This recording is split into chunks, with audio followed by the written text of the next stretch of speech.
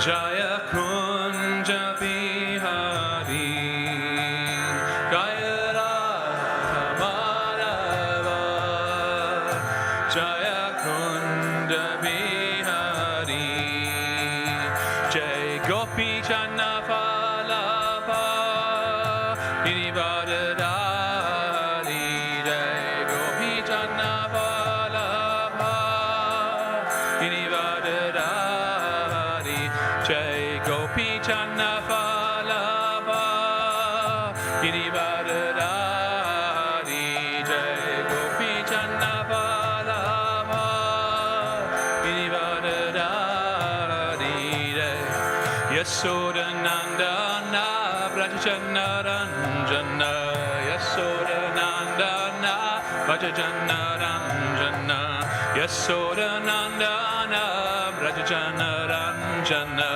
Yasodanandana Brajajana Ranjana Yamunatira Vanachari Yamunatira Vanachari Yamunatira Vanachari Yamunatira Vanachari Jaya Radha Madhava Jaya Kunda Bihari Jaya Radha Madhava Jaya Kunda Bihari Jai Gopi Channa Vallabha Girivardhari Jai Gopi Channa Vallabha Girivardhari Jaya Yasodanandana Brajajana Ranjana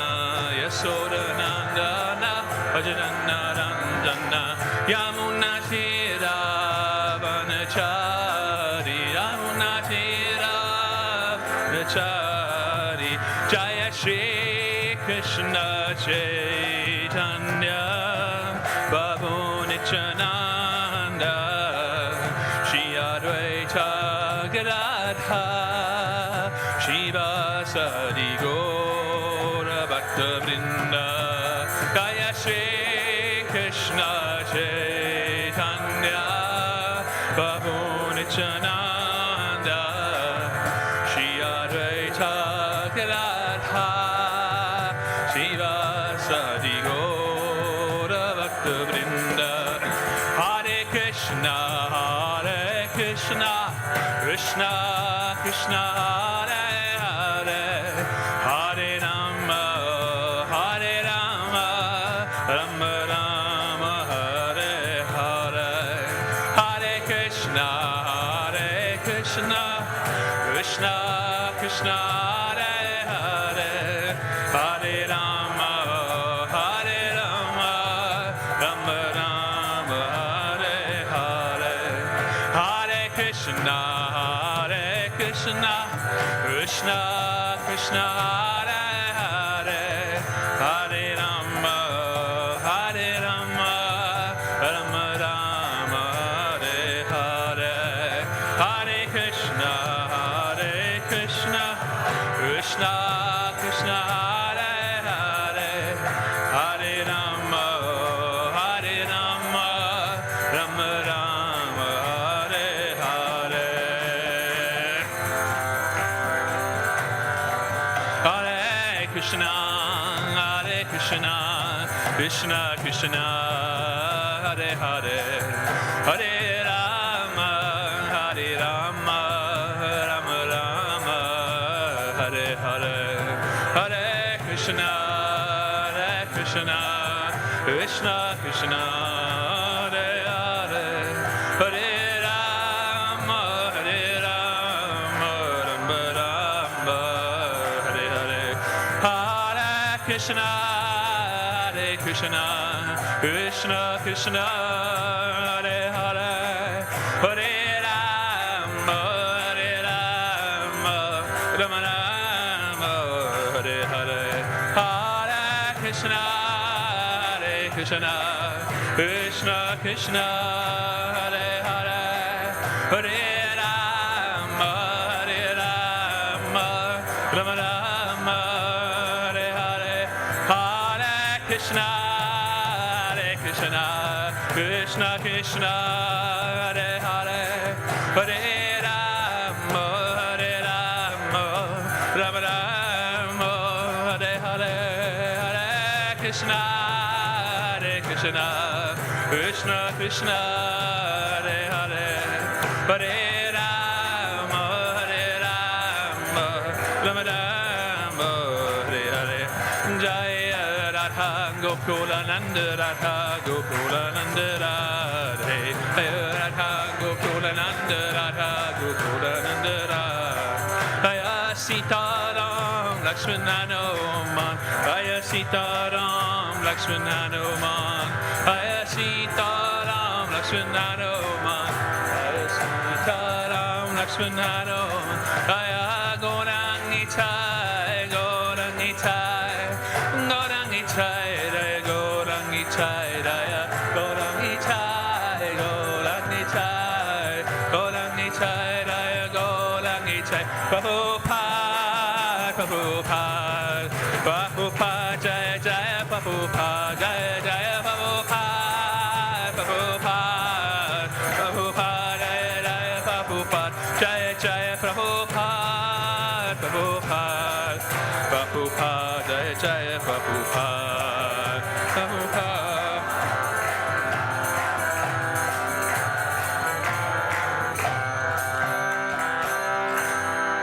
Gaura Premanande, Hare Hare Bo.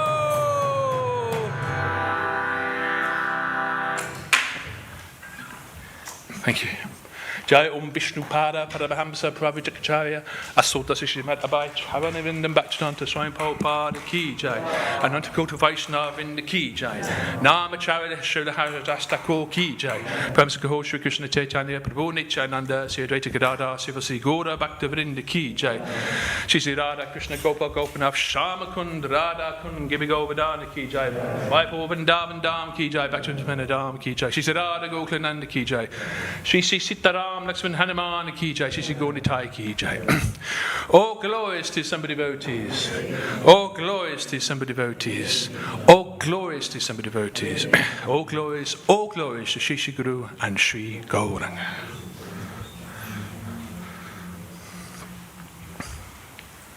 Hare Krishna Prabhu. So, Gorpanim, the advent of Lord Chaitanya Mahaprabhu, is scheduled, calendar day is next Tuesday. So with that in mind, for those who are not sure, so we're not doing traditional Bhagavatam class, although obviously Bhagavatam will certainly come into it. But we're having every morning now, up until Gorpanim, there'll be a special class on different themes in connection, of course, with the appearance of Lord Chaitanya. And I'm sure nearer the time there'll be classes specifically, of course, on the build-up to the birth of Lord Chaitanya himself. I've just come back from Shantipur, where in West Bengal, where there's a place where they say that this is Advaita Acharya who was worshipping the Shalagram Shila, where he was saying, please, Lord, come in this dark age of Kali. Please come to save the fallen souls of this Kali Yuga. Please come, please come.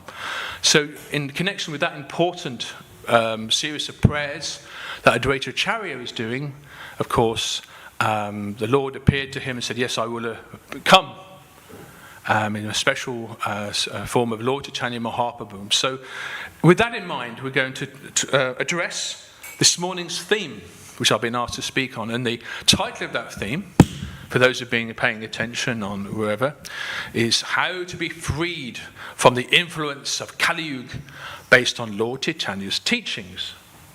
So I think that's a very wonderful, interesting subject, to be honest with you. Lots to say about that, I think. So I'll just say a few prayers before we go on. Om Agyanam Tiriram Dasya Gananjana Shalakaya Takshu Om Itamina Tasmai Shri Gurave Namaha Shri Chaitanya Manobishtam Sapitam Yena Bhutale Swayam Rupa Gadamayam Dadati Svapadantikam He Krishna Karuna Sindhu Dinabandhu Jagatpate Gopisha Gopika Kanta Radan Kanta Namustate Vanta Kalpa Trubascha Kripa Simbo Devacha Patitana Pavanebhyo Vaishnavebhyo Namo Namaha Nama Om Vishnu Padaya Krishna Pastaya Bhutale Srimati Bhaktivedanta Swamini Namine Namaste Saraswati Devi Gurvani Pachadine Nivasesha Shunyabadi Prashachade Satadine Raishi Krishna Chaitanya Prabhu Nityananda Shri Advaita Gadadha Sivasadi Gaura Bhakta Vrinda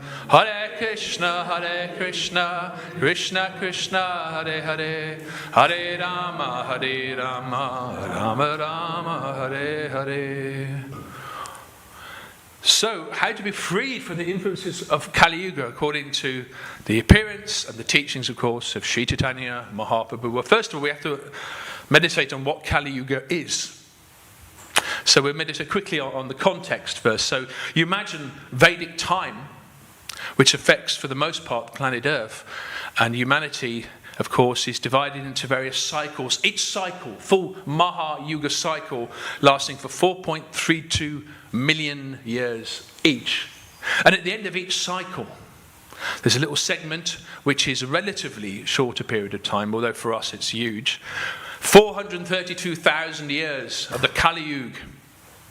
So imagine it's like a clock face. I'm looking at a clock over there, but you may not have that advantage. But imagine it's kind of like 7 minutes to 12 on the minute hand. So just the last segment before the end of the Kali Yuga, and then the Satya Yuga begins again at 12 o'clock, as it were.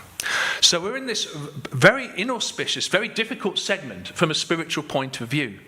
You imagine, of course, that in the Satya Yuga, the process, I mean, people were living a lot longer by our calculation, nor were they even restricted to this reality in the way that we would understand it. Their abilities, powers, morals, everything, culture, was far beyond our comprehension. The humans were almost like demigods in comparison. Of course, things start to degrade slightly. People start building cities. There's a need for Ayurveda, so Ayurveda comes into it. There's the Varna and Ashram system comes into place as human society becomes more urbanized, and this is the Treta Yuga, at least in this cycle. Again, this time 75% of what it was like before. A little bit more difficult, but still much better than what we experience now. The Dwapara Yuga is the segment that follows, which is something like about 800,000 years long. And here, of course, again, now you've only got about half of what you had before. This time there are the enemy, of course. In the Satya Yuga, the enemies were the demons and the demigods could be defined as being on different planets. In the Treta Yuga, different countries, like Lanka or in Bharata or something. In the Dwapara Yuga, the what happened was the enemies within was, of course, with one's own family or cousins, like we read in the Mahabharata, Duryodhana and the Pandavas being the best example. In the Kali Yuga, of course, the enemy is where? Within. The enemy is within. The good angel and the bad angel sitting on your shoulder, or it's within our mobile phone, actually. It's within our AI. It's within ourselves. That the demigod, or the potential demigod, as it were, or the devotee, rather, the devotee and the demon is within our own hearts. And this was different from previous yugas because there was much more of a distinction. But now, I guess, we're in this kind of almost like spiritually schizophrenic environment, as it were. And you imagine the scenario. Yudhisthira, who was on the winning side of the Battle of Kurukshetra. Many of the demons have been wiped off the earth as a result of this, and as well, of course, as Lord Krishna's actions and so forth. And Yudhisthira ruled, I think it was for about 32, 33 years, but at the same time he was looking out on the balcony. Of course, many soldiers, many Kshatriyas had passed away previously in this huge battle. But then Yudhisthira could hear the crying of the jackals. He could earthquakes. There was signs, inauspiciousness that the Kali Yuga was approaching, or had actually very nearly approached. And one day Arjuna comes into the palace with his head held low. He said, Yudhisthira, Dwarka, the city of Dwarka, the island, sunk into the ocean. Arjuna went to rescue all the maidens that were left over because there was so much fighting between the men. They'd killed each other all off. There was some the ladies had survived that. So Arjuna took them to safety. But even before he could do that, the crowd was surrounded by a bunch of dacoits in the forest who apprehended Arjuna. Arjuna went to lift his Gandiva bow. He couldn't even lift the Gandiva bow. And then he realized Kali Yuga had just begun. And then he found out Krishna had also left the earth. By Krishna's choice, his Leela had finished. There's no case in real sense of Krishna leaving anywhere, but in terms of his manifest pastimes had come to an end. Yudhishthira had, of course, had took the throne and so forth. Krishna's mission had begun, and it was really when Krishna left the earth, just over 5,000 years ago, the age of Kali had truly begun. And then when Yudhishthira realized this, he said, you know what? I'm done with this ruling. I can't be happy like this, not without Krishna. So all the Pandavas, Yudhishthira gave up the throne, and the Pandavas, of course, retired to the mountains. Well, actually left their bodies in the mountains along with Draupadi. Maharaj Parikshit did his best to maintain what was therefore a crumbling empire. This Vedic, or this Bharatvarsh empire that had its influence across the whole world began to fragment. Maharaj Parikshit had to go around sending soldiers out trying to maintain Dharma. But meanwhile, Kali was of course, overseeing the killing of cows had begun at this point. Killing an innocent bull and cow, and Maharaj Parikshit was very heavy on these things.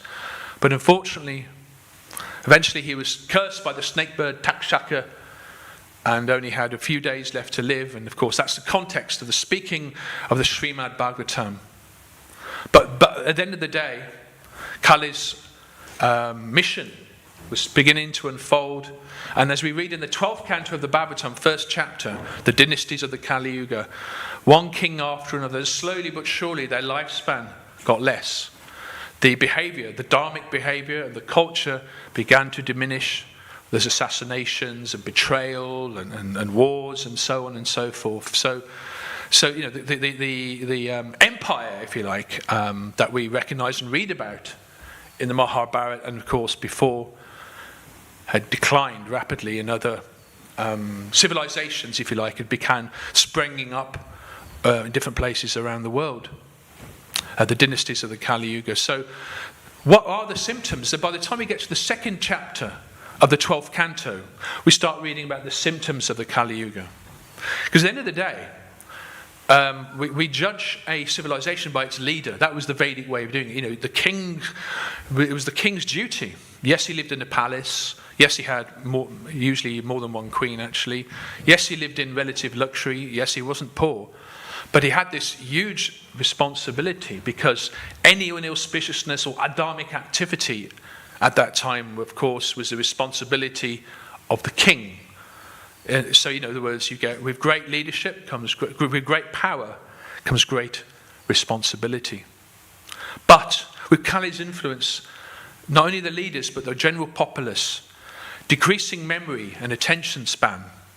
These are the things that gradually increase with the Kali Yuga. Increased anxiety, loneliness, and depression. Leaders driven by power rather than virtue. Religion reduced to external show, and the cheaters and the cheated. Truth sacrificed for convenience and wealth. Relationships based on utility and lust rather than commitment. Lifespan, as I mentioned earlier, shortened. And people were so shallow that wealth is seen as a sign of holiness. So when you think about it, I mean, when you think to yourself, wow, I know this is, and we take these things for granted, but actually it's all around us. You know, it's when you step back, when you compare the situation, the tendencies of the Kali Yuga with other yugas, we can really see, yes, we are, okay, only 5,000 years into the Kali Yuga. There's a lot, it can get a lot worse as things proceed in terms of tens of thousands of years. And of course, things were quite bad. And of course, Advaita Acharya was very conscious of these things and saw the rapid expansion. Hence, of course, it leads us to the birth of Lord Chaitanya Mahaprabhu. But Kali Yuga, of course, in the key verse, the Bhagavatam 12:351, The main point is it says that Kali Yuga is an ocean of faults, but it has one extraordinary advantage. Spiritual elevation is simplified. You imagine that you were talking about Satya Yuga, yes. Yes, they were living extraordinarily long lifespans and extraordinarily better environment than we have today in general. But what was their process was deep meditation for thousands of years. That was the process. In the Treta Yuga, we're talking about elaborate sacrifices, probably more ghee, using more ghee and things like that in those sacrifices than probably the whole of what's in the whole of a country by today. We were talking about big scale sacrifices, even attended by the demigods themselves. So they weren't just a small fire in a corner somewhere. These were big universal sacrifices that took place to summon Lord Vishnu himself. In the Dwapara Yuga, it was temple worship. But in the Kali Yuga, of course, the recommended is simply to chant the holy names. In other words, the most difficult time, but out of the Lord's mercy, the most simplest remedy is there. Otherwise, we'd all be finished. We'd have no chance. No one would be elevated because especially in comparison to the opportunities of other yugas, we would have no chance without the holy name. That's the point. Perpetual quarrel, of course, is a symptom of Kali Yuga. It's the essence of quarrel and hypocrisy, in fact, the cheaters and the cheated. But Kali Yuga is not merely, although I've described Kali Yuga almost like in a historical context, it's psychological. In other words, you can be affected by the effects of Kali Yuga as much as you let it. I was talking earlier about the mind and the good guy and the bad guy and the shoulder. It's actually up to us, in a sense, as individuals, as societies, as communities, how much we can allow ourselves to be affected by the age of Kali. I.e., it doesn't matter what yuga you happen to be in, ultimately, but these are the general tendencies of the yugas. But it's up to us how much we get affected by the Kali Yuga. Of course, as we know, Lord Chaitanya Mahaprabhu appeared in 1486, of course, in Mayapur. Is an incarnation of Lord Krishna himself in the mood of Radharani. He came not with weapons, but with kirtan, replaced ritual complexity with accessible devotion. I think that's the best way to describe it. His internal, of course, reasons for appearing on the earth, we can get in, that's probably for another class. But his external mission, of course, was the preaching aspect. Establish the Yuga Dharma, congregational chanting, distribute divine love freely to all, elevate the most fallen, not just the elite. So this is very much the mood of Chaitanya Mahaprabhu and, of course, ISKCON and so forth. So we read from the Bihad Navidya Purana, Harinam, Harinam, Harinam eva kevalam, kalo nasta eva nasti gati anyata. The holy name of Hari is everything. There is no other way. There is no other way. There is no other way to attain spiritual perfection in this age of Kali.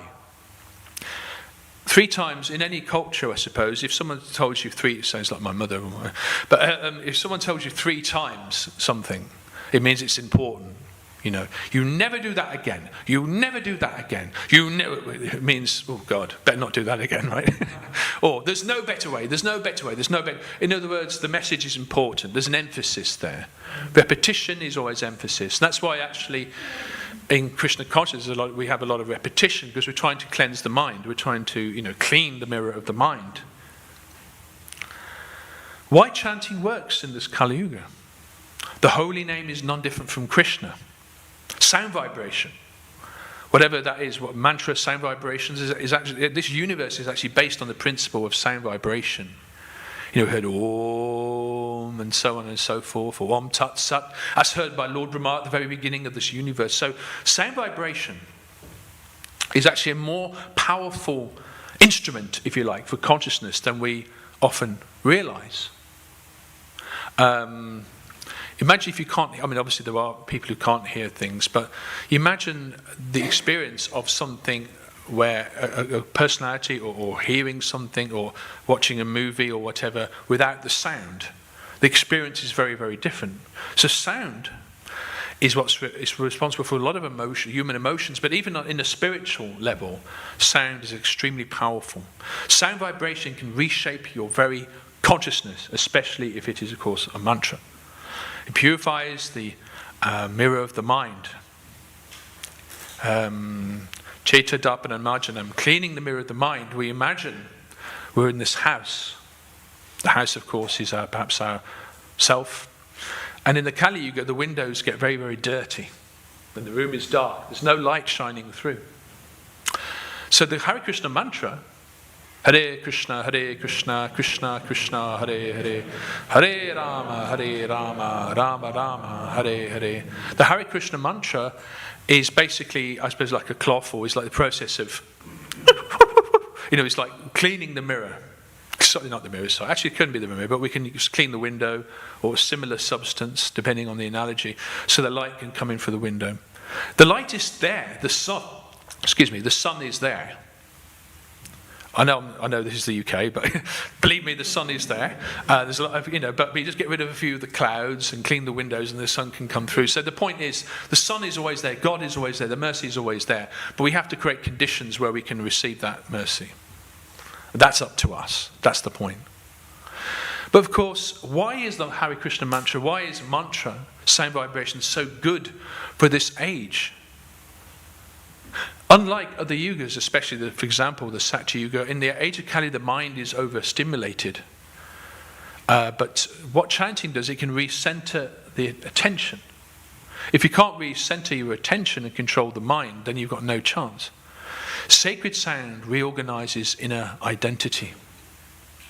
Srila Prabhupada actually says, there's one of his favorite quotes that I've listened to a few times is, chanting is not an artificial imposition of the mind. So in the Kali Yuga, it's a battle for the mind. It's a battle for the mind's attention. There's so many things today which you could describe as an artificial imposition of the mind. And I think our mobile phones are quite responsible for that. Social media, for example, or bringing this into a modern context, are there to capture your mind. They will do anything. The algorithms that capture or conscious of what you're watching on social media, on your phone or laptop, whatever, is recording this and send, even to the point of sending you advertisements that are relevant for the kind of thing you're interested in, and then sending you more stuff to keep you, and the whole system, if you like, it seems, is designed to keep you online. The funniest thing once was when someone said, you shouldn't spend so much time on your phone, just spend more time chanting or whatever it might be. Yes, you're right, it's true. By the way, I've got this app, and if you download it, right, then it tells you how not to use your phone so much. Oh, okay. Right, better download that.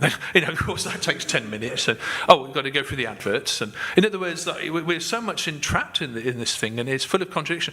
But then I also realised, during Prabhupada's time, and even at the Bhaktivedanta Manor, did you know that Prabhupada actually spent 103 days at Bhaktivedanta Manor over the course of his mission?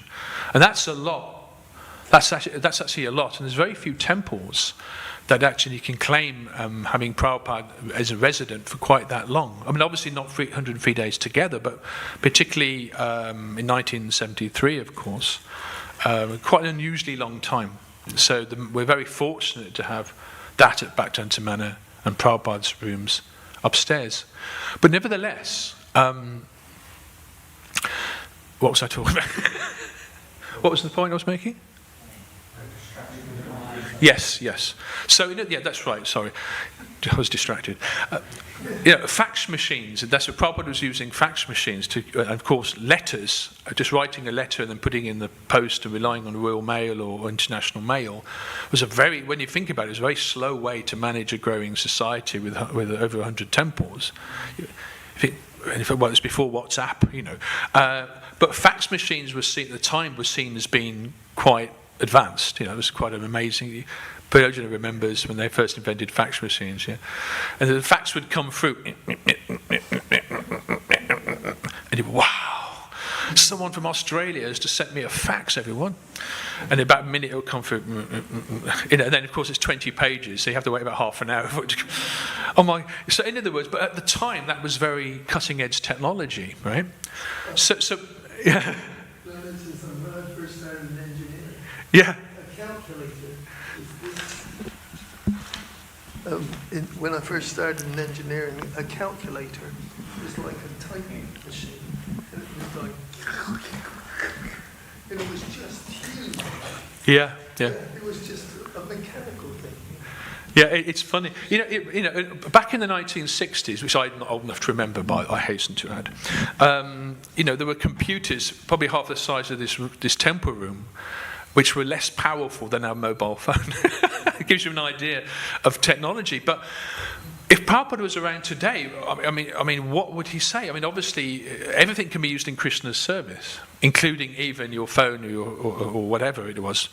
So, I mean, that much is true. Prabhupada was at some point, or even Bhaktivedanta Saraswati Thakur was criticized for turning up to Radhakund in a car. But the point was using it in Krishna's service. Prabhupada was performing his mission back in, of course, setting up ISKCON by using the plane, which at the time within some sadhu communities was quite controversial. Leaving Bharatvash, for example, itself, or leaving the holy place, was controversial for many at that time. So we were talking about spiritual revolutionaries, it seems, know how to engage the physical world in Krishna's service, and that's actually the way to conquer the mind. We can't lock ourselves in live like a hermit in a cave, and then almost like practice a standard recommended for a form of yoga. We have to be like a lotus flower. Somehow we have to be of the world but not in the world. Sorry, not of the world but kind of living in the world, or something like that, like a lotus flower. In other words, you're here, can't deny it, but there has to be that sense of floating above the waves of material energy as well. So, of course, the inner qualification, humility. So apart from the chanting aspect of it and utilizing things for a higher purpose, whether it's a car, whether it's a technology, we have to, because at the end of the day, on the subject of social media, there's some bad stuff on there for sure, but there's also good things. There are apps where you can download Prabhupada's books and so forth, and that's really my point. So, but of course, in the Shishastikam, verse 3, Chaitanya Mahaprabhu is teaching you have to be more tolerant than a tree, more humble than the blade of grass, and in such a state of mind, one should be ready to offer all respects to others, and in such a state of mind which chant the holy names of the Lord constantly. We're talking about today's theme is about what teachings of Mahaprabhu can free you from the effects of Kali Yuga. So that's it, in just one verse. Mahaprabhu didn't actually write very much, actually, in terms of scripture, but he just got to the point. Be more tolerant than a tree, be more humble than a blade of grass. Again, what is social media based on? Based on likes and algorithms and influencing and shares and so forth. But actually a lot of this is driven by ego, a lot of the time. So we have to be very careful. It's like a razor. Spiritual life is described as like a razor's edge. We have to be very, very careful, and it's difficult. But if we're conscious of what we're dealing with, if you're in a boxing ring and you're with Mike Tyson, at least you know what you're dealing with. Probably get out of his way, because you can't confront him on your own, unless, of course, you're sitting on Krishna's shoulders or something. But otherwise, you're going to lose. But anyway, let's continue. So tolerance, humility, respectfulness, freedom from craving honor, avoiding pride, profit, and adoration. And these things can still become prominent aspects in our devotional lives, so we have to be quite careful. Am I doing this for my ego? Am I doing this for pride and profit? If I am, how is that going to help me or anyone else?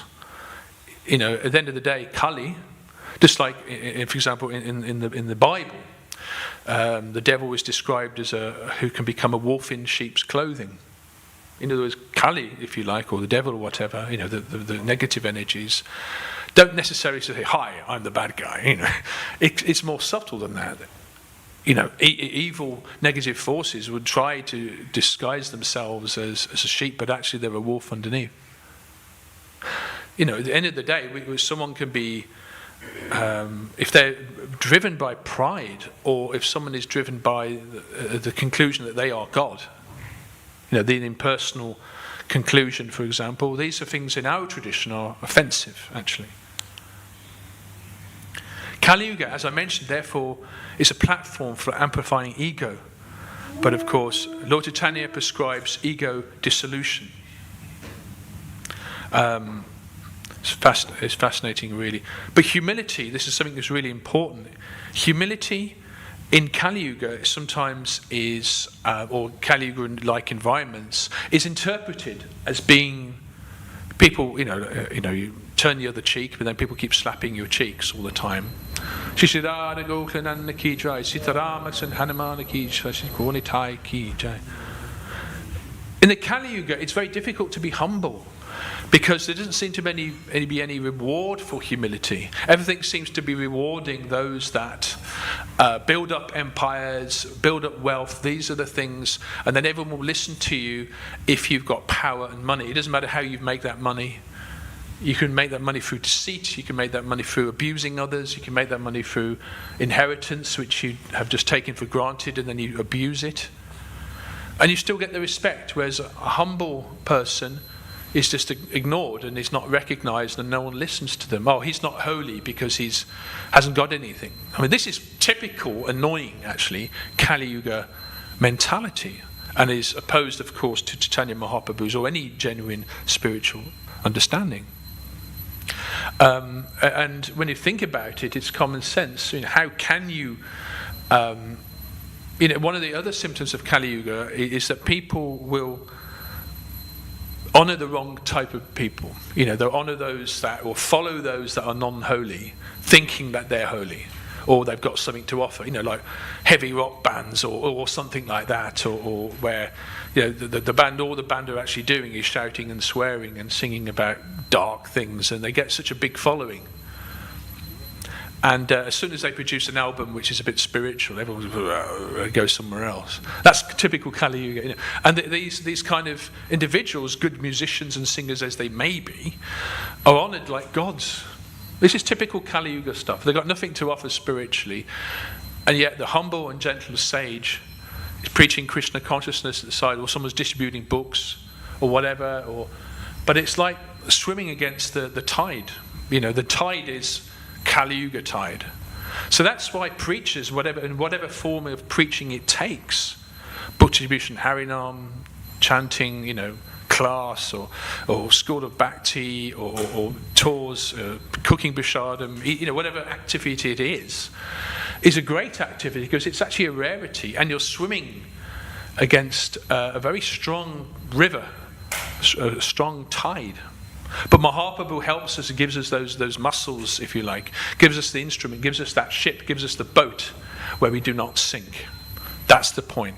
ISKCON has been compared in many analogies, the whole Gaudiya tradition in general, but particularly ISKCON has been described as like a ship, if you like. Let's continue. These Mahaprabhu and the institution of, for example, ISKCON is giving us association. There's a choice. There's digital association as well. So, in other words, what are we going to use our technology for? Communicating with devotees, fine. Engaging in Krishna's service, WhatsApp or whatever, Sangha groups, and if we engage in Krishna's service, turn Kali's instruments in on themselves. Okay, Kali, you've given us this, you've given us that. So, fine, I'll use it in Krishna's service. Gotcha, Oh, a car pollutes the environment. The cars didn't exist in former yugas, right? They didn't need them in Satya Yuga, for example. That's for sure. They just fly, But car is very much a Kali Yuga thing. But we use cars in Krishna's service. That's the idea. That's how you beat Kali. We've got to ask ourselves, what are we repeatedly hearing? What are we exposing ourselves to? What vibrations are shaping our consciousness? Again, the battle is of the mind, and what digital media seems to do is to exaggerate each one. It's like, you're walking down the path and there's several paths.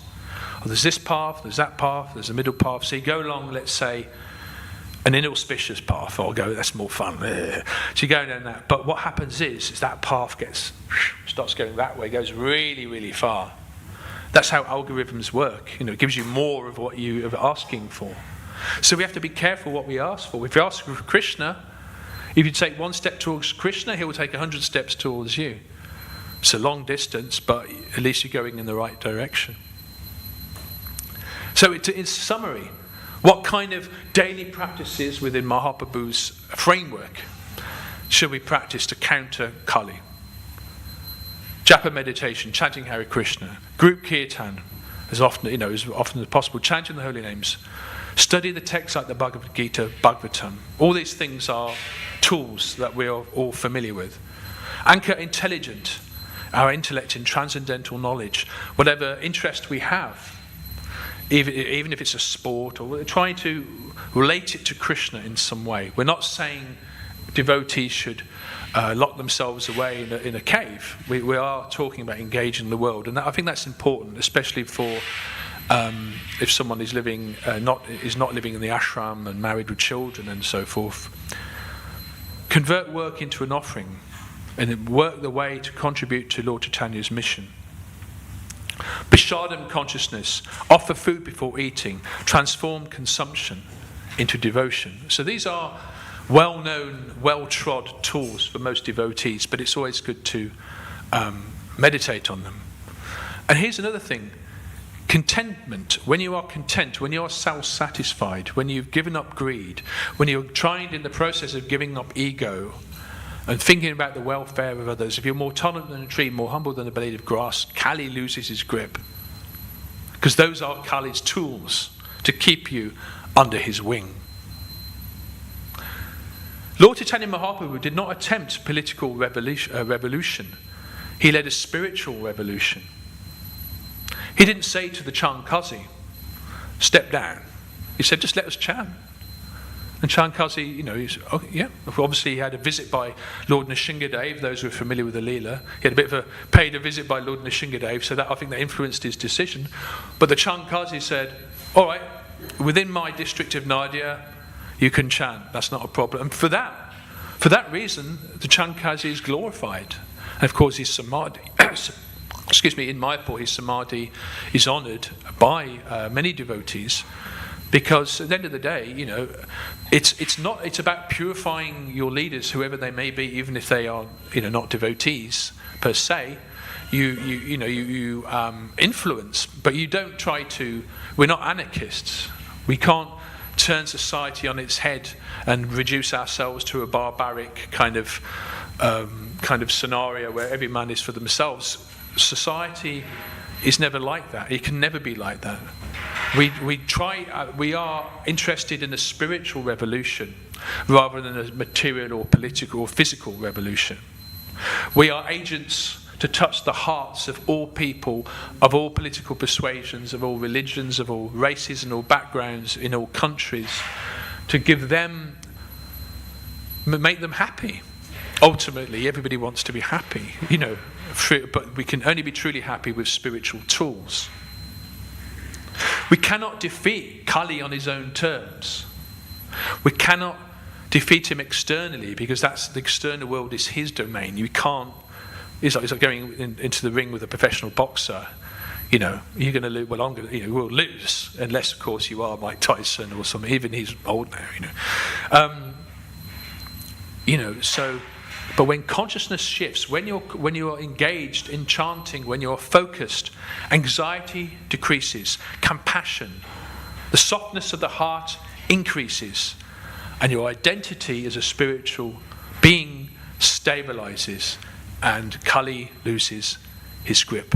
So just in summary, Kali, as I mentioned, is the darkest age, yet spiritual progress is the fastest.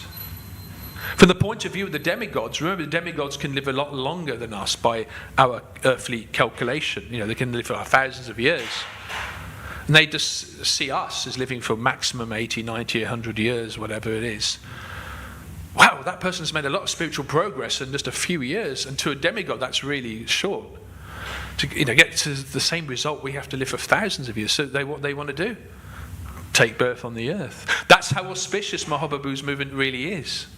It's attracting even the demigods, eventually, to take birth, to participate in the Sankirtan movement.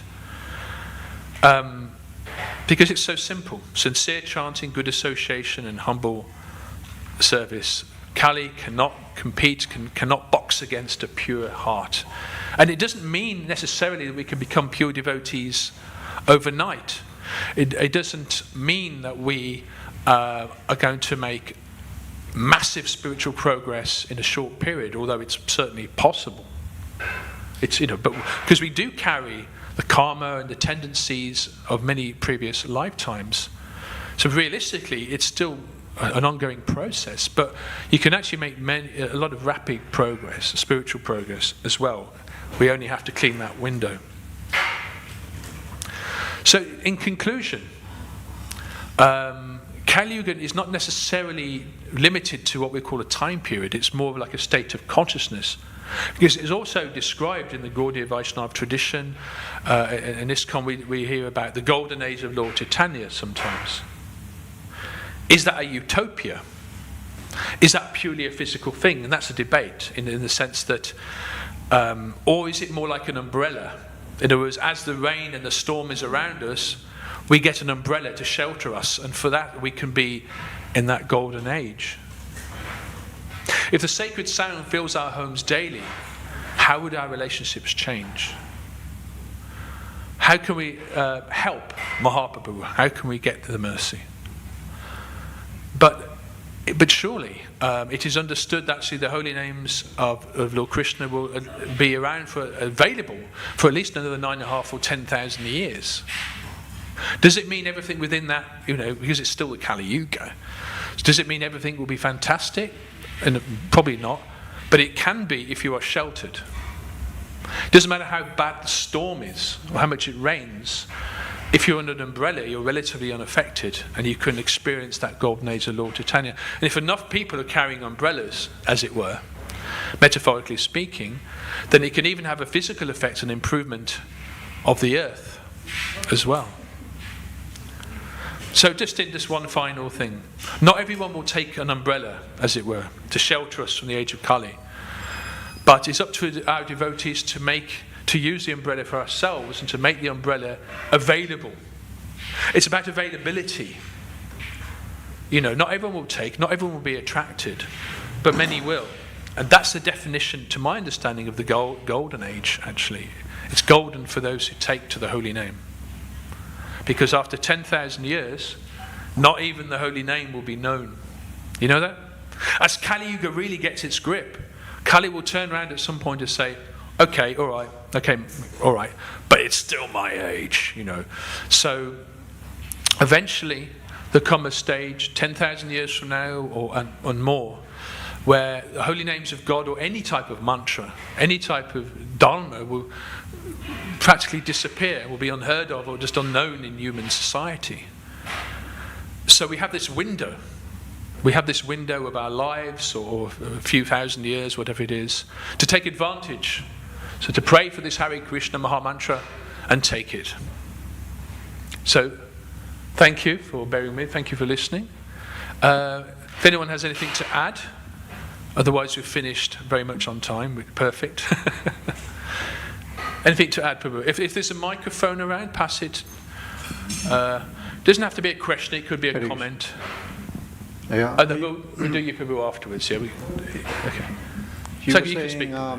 You were saying whether the golden age will be, what was you saying, subtle, or what did you say? Golden age will be subtle or physical? I was suggesting that, yeah. Is that what you said? Yeah, physical or subtle? Well, I was suggesting that the golden age of Lord Chaitanya is something that we talk about. But then you look around, you think, well, okay, the golden age, but we look around and we can still see Kali Yugas around, right? So, but I was saying the golden age is within, ultimately. That we can be sheltered from the effects of Kali. So I used the analogy of an umbrella. But what I was also saying was if there were enough devotees on the earth, which can happen, as years go by, then that can even change the political landscape and actually improve the physical world as well as being an internal process. That's what I meant to say, yeah. It's possible. Yeah. I mean, I don't know. Well, Srila Bhaktivinoda Thakur said, that Yeah. quote you said, was, Yeah. the time will come when a High Court judge will be wearing tilak. And so you can see the Golden Age will manifest Yes, everywhere. yes. And also, Prabhupada said, what did he say? Prabhupada said the Krishna consciousness movement will be the main spiritual or religious organization. So yeah, I think it will be very much manifesting in a.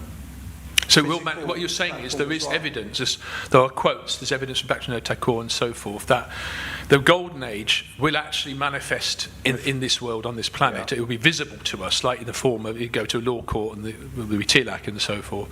Yeah, I was also just pointing out that since in the last 500 years, also is included in the Golden Age of Lord Chaitanya, because it's supposed to have begun with the advent of Lord Chaitanya.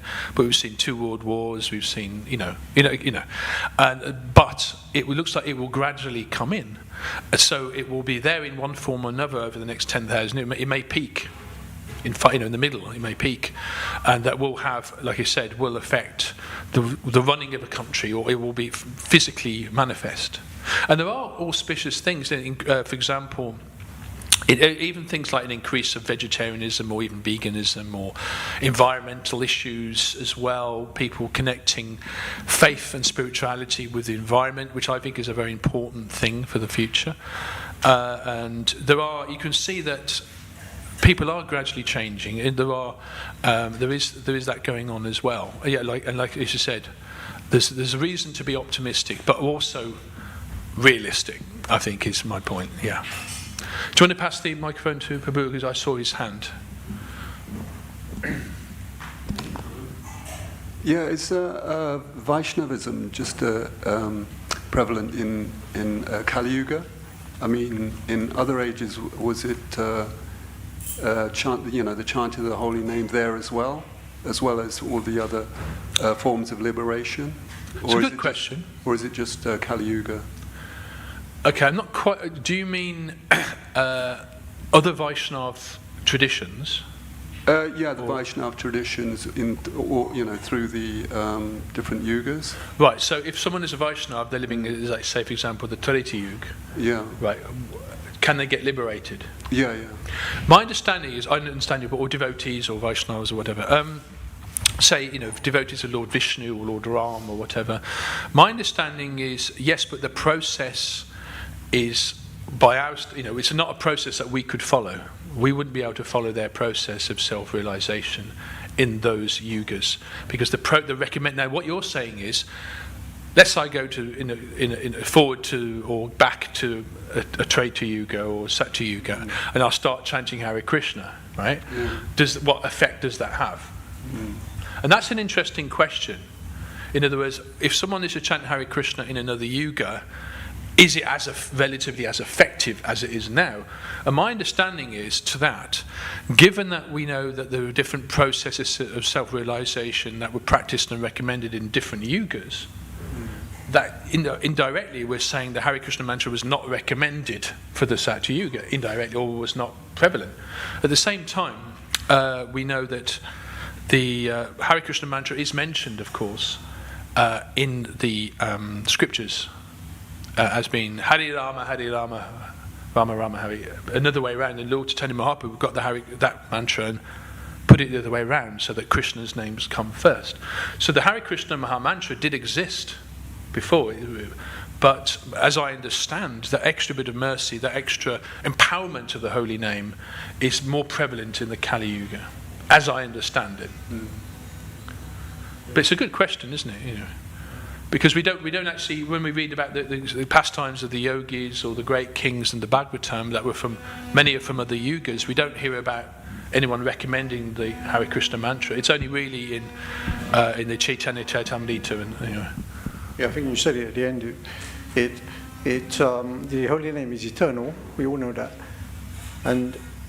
but it wasn't available in different yugas, and like you said, Kali Yuga is a special Yuga because Lord Chaitanya is bringing the holy name to everyone, whereas it wasn't available in previous Yugas. You had to go through a lot more a lot more effort. Yeah, a lot more effort, physical effort. To get the same result we get in, 50, 60, 20 years. When you think about it, you can understand why that would attract the attention of the demigods. And we can also understand the mercy of Mahaprabhu in that regard. You imagine that we're in solitary confinement. We're in a prison of the material world for a start, and in the D wing, which is the real big offenders. And in the D wing, within the D wing there's a solitary confinement, and within the solitary confinement there's just like a pit somewhere for the real big sinners. Right? We're actually there. And imagine one day Mahaprabhu just, a shining light just appears in the darkest place and says, there's a way out. You don't even have to go through, like in a prison, you'd have to go, first of all, get to standard solitary confinement, then get qualified to be in D wing, and then get qualified to be in A wing, and then work in the library, and then go on parole or whatever. Mahaprabhu is saying, no, you can come straight out. And when you think about it, that's the mercy. That's only mercy, and that's the holy name. Any last points? I think we're finished. Oh, go on, sorry. It's an important subject for devotees, isn't it? Yeah. Sorry, I was wondering, okay, sorry, I don't know which one to ask, but there was some mention of Arjuna was given some electrical weapons offered to him. Then from mechanic were available to him. Yeah. Yeah, and Krishna said it's better not to use it. He advised him. Is that true? Yeah, my understanding is, I don't know the details. Forgive my ignorance, but yes, Arjuna had a choice of mystic weapons, subtle weapons, or more mechanical type of weapons. Of course, because mechanical type of weapons is what's prevalent in the Kali Yuga. Even advanced, with guided missiles and nuclear weapons and all these things we have today, which of course are all Kali Yuga things. Weapons did exist in former Yugas, in fact, in some ways much more powerful, but they were more subtle, more mystic. Like you said, Krishna said to Arjuna, don't bother with all this Kali Yuga stuff, you use your mystic power. But the amazing thing is that you get any of these Pandavas, say Arjuna or whoever, and you bring them into today's context in a modern war. They would just chant a mantra and make themselves invincible, more or less, to modern weapons. So we're not as powerful as we think we are. We're actually insignificant when compared with ancient history. We would, to us. To them, would be nothing, just like, monkeys, like polished animals playing with missiles. It's a pretty dangerous situation when you think about it. But yes, okay, that answers. Okay, thank you. Thank you very much indeed. Shri Chaitanya Mahaprabhu Ki Jai. All glories to Assembly devotees.